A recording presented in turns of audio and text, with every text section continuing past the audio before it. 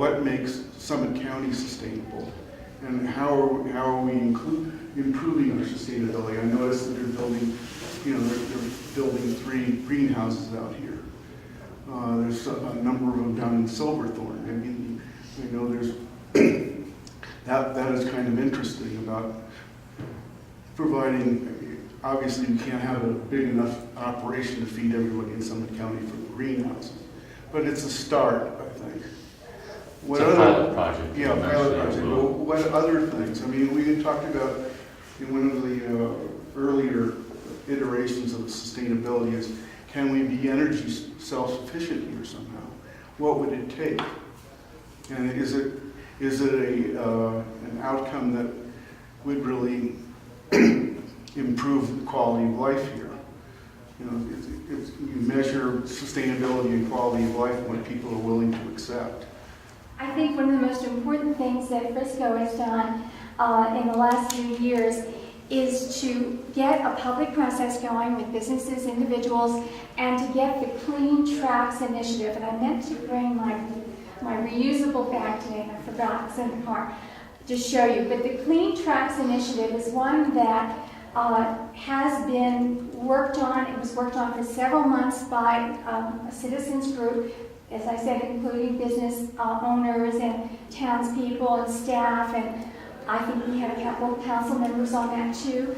And they came up with a plan. And I think what's really, really important about the plan is the specifics.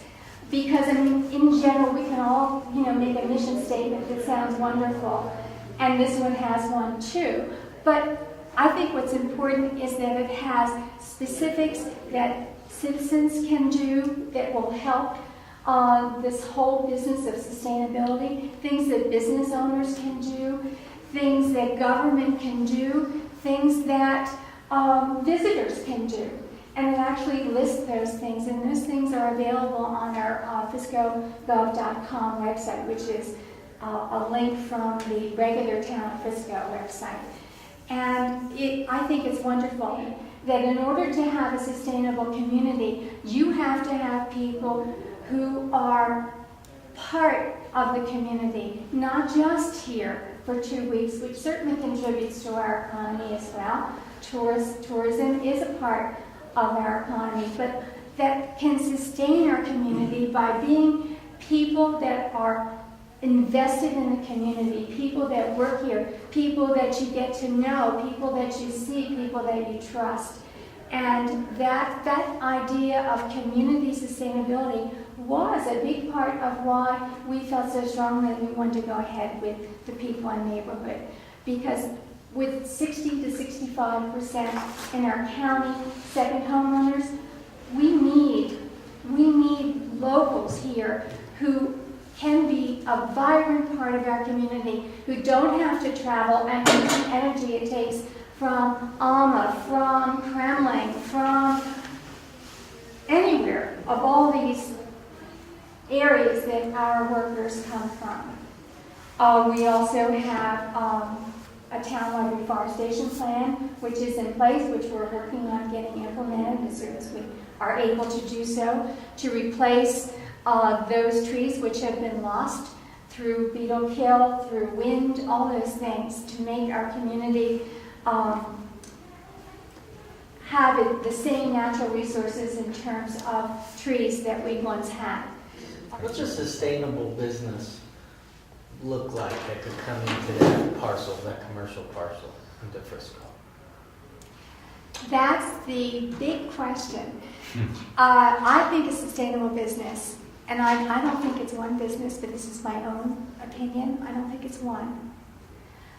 It has to be one that is locally owned, that where you have them using local accountants, you have them using local banks, you have them with local employees who live in this community who can, again, recycle the money. You don't have money sent to a multinational corporation or even a national corporation with headquarters on the East Coast somewhere, or the Midwest, or the Southeast.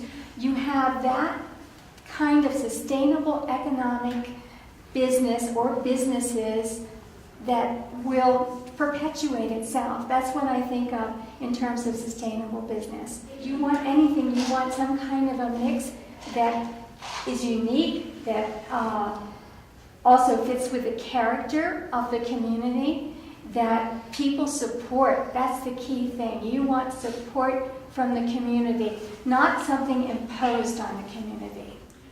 We should also talk, and we've kind of alluded to this piece of our community, but we should talk directly in the sustainability context about the 2/3 absent owners. And what is the carbon footprint of that 2/3 housing stock? And what is the energy use? And what other cost of that does that fact drive? And we don't talk very much about that, but it's a big issue. 2/3. I mean, I'm working on the census right now. I was saying to Dell earlier, there's one neighborhood I went to, and not just one, but the most recent one I went to, where I just wanted to stand out in the middle of the neighborhood and yell, "Is anybody here?" Because mostly there's not. So you have to think, well, what are the sustainability issues with all those empty residences in this county? We haven't reached the point countywide that we're looking at our bigger issues, like how dependent we are on tourism and construction of the second homes and that sort of thing, how dependent we are on I-70, and how limited we are in terms of our land and our resources, because at some point it would seem that's going to run out. And then what are we going to do as a Summit County community when we reach that point? Maybe we won't. Maybe we'll just bring in casinos and marijuana, and we'll just keep going. I think the point of this meeting tomorrow is, as well as this one, is to look at ways to approach things that we can do differently before it gets to that point of no return.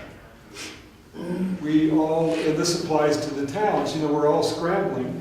We're kind of in a frenzy, whether it's individually or as towns or as a country. We're trying to get in another retailer to help pay the bills for the future. We want the town to survive. We say, yeah, sustainability is good, but we do need another store to move in because we need the sales tax base. I think it was a guy in Iceland who developed this thing about, instead of calculating gross domestic product and just the things that we make and consume and sell, the gross domestic happiness quotient, about what makes people happy. And maybe we should be measuring our national economic success rate on, are we happy? Are we content? Are we satisfied? And what they found is some of the poorest places in the world, the Inuit and the Maasai, were just as happy as the very, very richest top 1% of the people in the world. And the people in the middle, like most of like us, everyone in the room, we weren't as happy. We were a dissatisfied lot. So maybe it's just a matter of redefining what makes us content and what makes us happy. I think that should be the last word. Yeah. Thank you all for coming.